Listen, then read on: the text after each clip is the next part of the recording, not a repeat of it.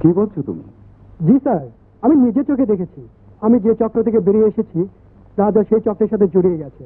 দেখো নাহিদ, একদিন তোমাকে আমি অপরাধী হিসাবে হাতে নাতে ধরেছিলাম। এতে কি তুমি রাজাকে অপরাধী সাজাতে চাইছো? আপনি আমাকে ভুল বুঝবেন না স্যার। আপনাকে বিশ্বাস করার মতো কোনো প্রমাণ এই মুহূর্তে আমার কাছে নেই। তবে আমি এইটুকু বলতে পারি যে নিজেকে একবার প্রশ্ন করে দেখুন, আপনার ভাই রাজা কি করে? একটি মানুষ রাতারাতি কোটিপতি হয় কি করে? কি ব্যবসা আছে তার? কোনোদিন খোঁজ নিয়ে দেখেছেন?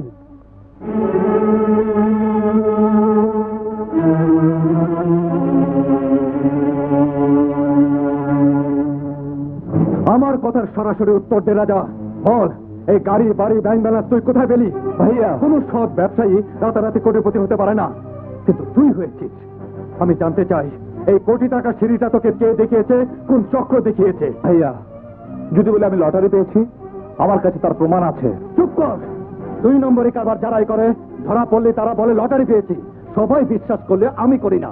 বল, এত টাকা তুই কোথায় পেলি? ব্যবসা করে, মেহনত করে রোজগার করেছি। কেন পুলিশের ইন্সপেক্টর ভাই বলে কেমন ব্যবসা করার অধিকার নেই? ব্যবসা করার অধিকার আছে, কিন্তু চোরা কারবারি করে দেশ ধ্বংস করার অধিকার কারো নেই। আমি যে চোরা কারবারি, তার কোনো প্রমাণ তোমার কাছে আছে? প্রমাণ তুই, প্রমাণ তো রাতারাতে গড়ে তোলে সম্পদের পাহাড়।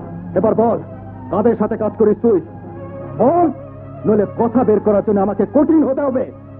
হ্যাঁ হ্যাঁ, কঠিন তো তোমাকে হতেই হবে, কারণ আমার সুখ সুবিধা তুমি সইতে পারছো না। নিজে উন্নতি করতে পারোনি বলে আমার উন্নতি দেখে তুমি রীতিমতো জ্বলতে শুরু করেছো। আমার প্রতিষ্ঠা দেখে তোমার গা জ্বালা শুরু হয়েছে। বললি তোর উন্নতি দেখে আমি জ্বলতে শুরু করেছি? হ্যাঁ, তোর প্রতিষ্ঠা দেখে আমার গা জ্বালা শুরু করেছে।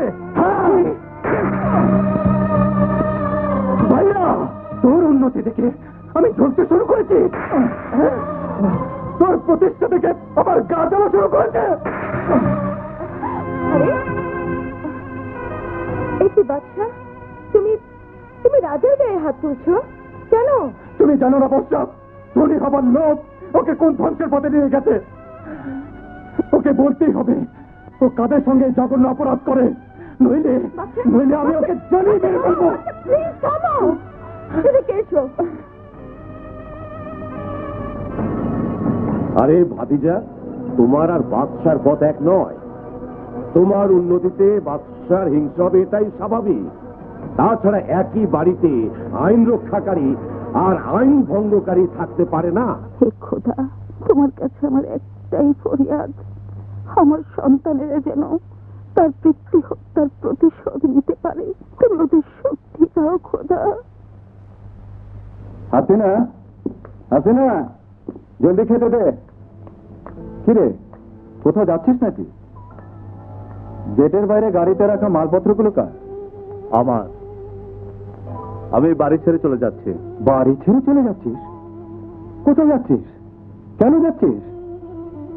কথায় আছে ভাই ভাই ঠাই ঠাই।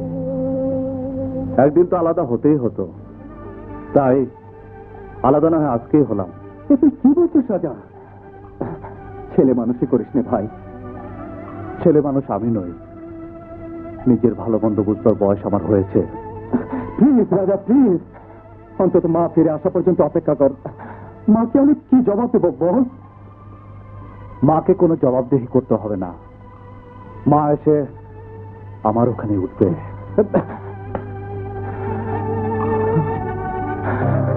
আবিল কাবিল আলাদা। এবার হবে আমাদের ব্যবসার সুবিধা। রাজার বুকে যতদিন আগুন জ্বলবে ততদিন আমাদের কাজ সুন্দরভাবে চলবে। হ্যাঁ, খুব তো বাহাদুরি দেখিয়েছিল ওই বাদশা। এবার ভাইয়ের শত্রু ভাই হয়ে আইনের আর অপরাধীর মধ্যে যুদ্ধ হবে। বাদশার বাহাদুরি শেষ, আমার সুখও থাকবে, শান্তিও থাকবে। হ্যাঁ, সবই থাকবে। তোমরা শুধু তাকিয়ে তাকিয়ে দেখো, বাদশাকে জব্দ করতে রাজাকে আমি কোথায় নিয়ে যাই। শোনো রাজা, আজ তোমাকে এমন একটা কাজ দেব, যে কাজটা করতে পারলেই এই গ্রুপে তোমার স্থান হবে নেক্সট টু মি, আমার পরে। কি সেই কাজ? আমার ডান হাত কট্টর, ওকে ছাড়িয়ে আনতে হবে। আপনি কি করছেন? রাজা কি কাজ দেবেন না? ও পারবে না, ও ছেলে মানুষ। ভাইজান ঠিকই বলেছে। রাজা পারে না, পৃথিবীতে এমন কোনো কাজ নেই। বলুন কট্টর কোথায়? আমার মেয়ে ভাগ্যবতী বলেই না আপনার মতো মায়ের কাছে আসবে। মেয়ে আমার জন্মের পর থেকে মায়ের আদর পায়নি। ওর সেই অভাব আমি ইনশাল্লাহ পূরণ করব, কিন্তু ভাই সাহেব, বাচ্চা তো বিয়ের কথায় কানই দেয় না। আরে ভাবি সাহেব, আজকালকার ছেলে মেয়েরা ডানে দেখিয়ে পায়ে মারে। এসব কথা বিস্তারিত বলেই রাজা মিয়া তো একরকম জোর করেই আমাকে আপনার কাছে পাঠালো। রাজা পাঠিয়েছে?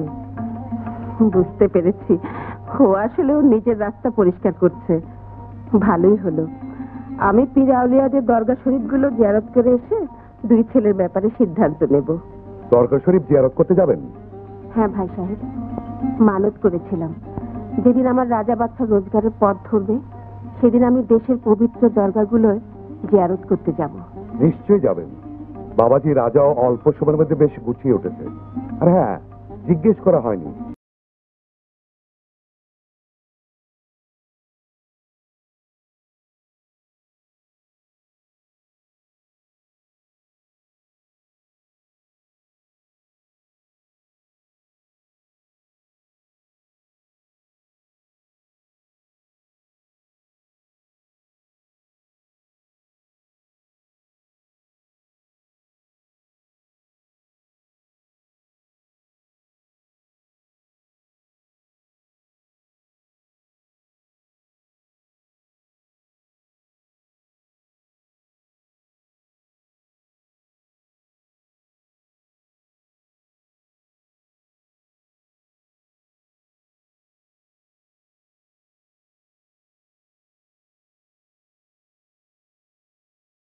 ভাতিজা বাহ, কাজে কর্মে তুমি দেখছি আমাকেও ছাড়িয়ে যাচ্ছ।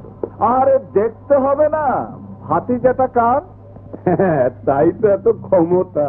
বাবা রাজা, পুরনো সব কিছু ভুলে যাও, এবার থেকে আমরা মিলেমিশে কাজ করব। হাঙ্গামা হয়ে যাবে।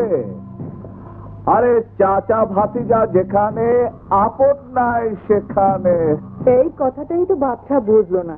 সারাদিন শুধু পোশাক পরে ঘুরে আর লেফট রাইট করে। তোমার বুদ্ধির প্রশংসা করতে হয়। নাও বাবা, মিষ্টি খাও। চাচা ভাতিজা এক হয়ে যাও। না না, মিষ্টি খাবে আগে মুরব্বি। চাচা, আপনি আগে খান। না ভাতিজা, তুমি খাও। মাঝে মধ্যে একটু আধটু খেলে কিছু হয় না। খা। আমি মরে যাবো, মরে যাবো। অন্তত একটা খান। ডান হাতের একটা খান। না না না না, খান না চাচা, অন্তত একটা খান। ভাই যাচ্ছে চাচা খেয়েছে, চাচা খেয়েছে।